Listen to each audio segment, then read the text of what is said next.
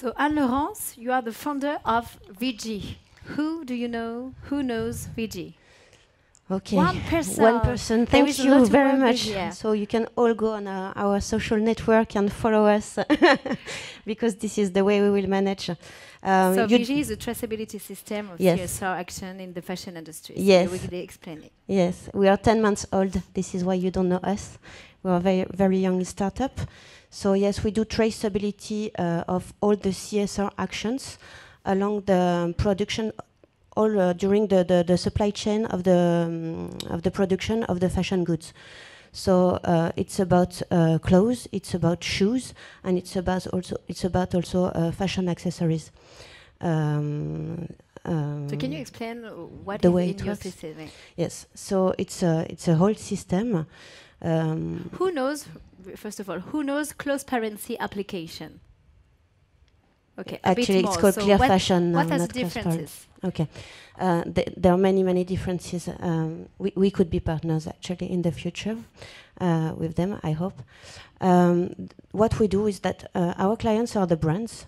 What kind of profile are those brands? Any kind of brands. Can be luxury, can be mass market brands, can be also small ethical all brands, young brands, all kind of brands.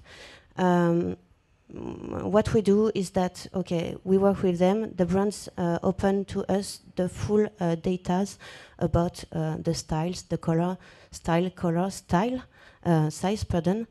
They also give us access to the orders of the brands and the suppliers of the brands.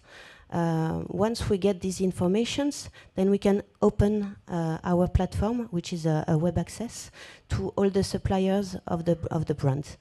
And all the suppliers of the brands, they are going to put into this platform all the data, all the CSR data. So CSR, for the one who don't know what it is, it's all the social information about the production of the product.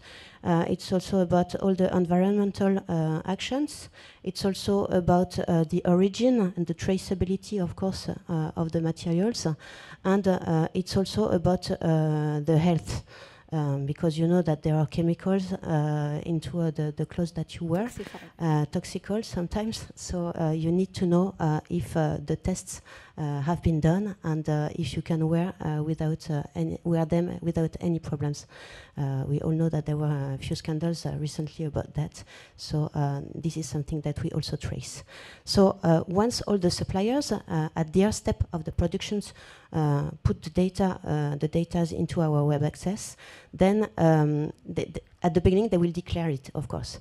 They will say, for example, if I take the chemical aspects one more time, they will say, okay, the brand or the supplier will say, okay, I did the test on the clothes, the chemical test on the clothes or on the raw material, whatever. We say, okay, but now prove it. Okay, so they can put into our platform the report of the test that says that the test was done and that the test passed and didn't fail. Okay, but then one more thing. What proves us that this report is not a fake one? It's the truth, yeah. Yes, it's the true one, exactly. How can you verify that? Okay, so this is the whole thing of what we are going to work on 2020. Already the 10 first months, we already started this platform, which is working, but now we have to securize the information. So the way we do it is that there are 3 ways, actually, to securize this information. The first one will be to check that the document that for this example is the test report was really done by the organism who made the test. So we have 2 documents from the organism and from the company or from the supplier. We match them, and if it's something digital, but if it matches, then it's okay. It's a real one. It's not a fake one. Second way of doing of controlling the document, it will not be for the document, but we are developing a system to geolocalize the proofs. For example, a factory will say... Do you have local partners? Yeah? No, we don't. We are not an auditing company. They have their job. They do it well. They have the people in the countries, hundreds of people, thousands of people. Yeah. You need a lot of people to do the social audits. You need to be on the fields. I've worked during 8 years in Vietnam in the factories, so you need people really to do this job well. So we cannot replace them, but we use their reports and we make sure that the reports was really given by this auditing company, and that it's not a fake one that the factory made itself, or could be sometimes. Once, and then another way of securizing the information is this photo geolocalization. So when a factory say, okay, there is canteen for, can I say canteen in English? Cafeteria? Cafeteria, thank you. For my staff, we say, okay, make the picture so that you will prove that you have a cafeteria in your company, in the factory. And with the GPS thing, we can localize the cafeteria and we can match it with the GPS information of the factory also. Third way of doing it, and you talked about it Bert earlier, it's the blockchain. So we are working in 2020 on this technology as well.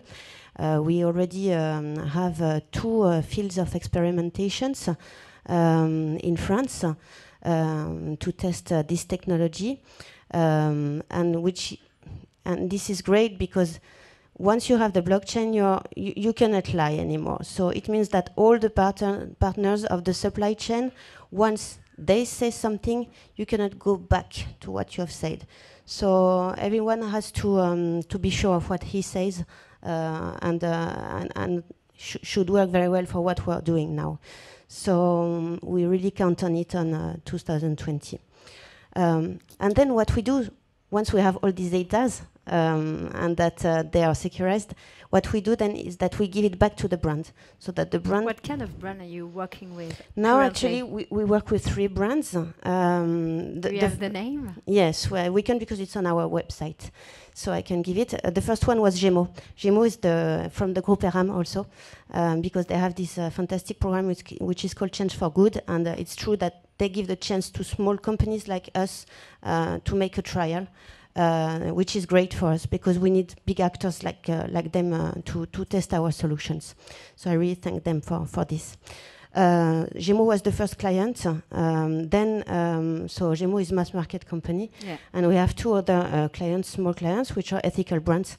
So the other one, the second one, it's called Muse and Marlowe, the second clients, and the third one is called Fair Blue Jeans. Now we are signing with 3 more brands, 1 big actor of the French market also. Maybe with Mathilde? I would love to. would love to. Bert, we have a partnership. Yeah, we have to meet. We are signing with 3 more brands, and also we are doing a partnership with a big actor of the French market in terms of ethic, and 40 more brands should come into the system very, very quickly. We wanted only 9 more in 2020, but it's already 43 more in 1 month, so it's great.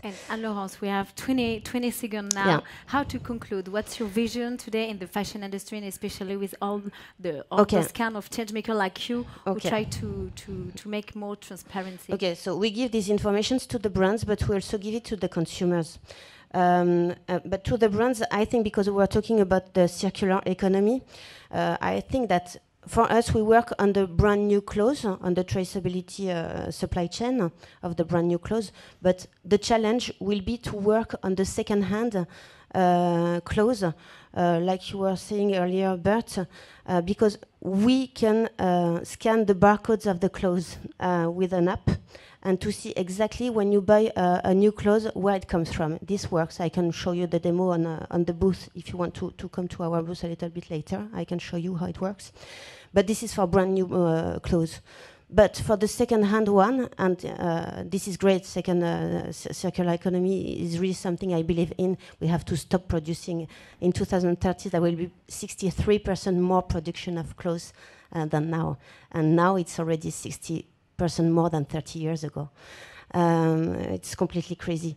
So the best thing to do is to stop buying, of course, but if you buy secondhand, which is already great, we have to go step by step, then our challenge will be to be capable to trace the secondhand clothes, because we won't have any barcode on the brand new clothes.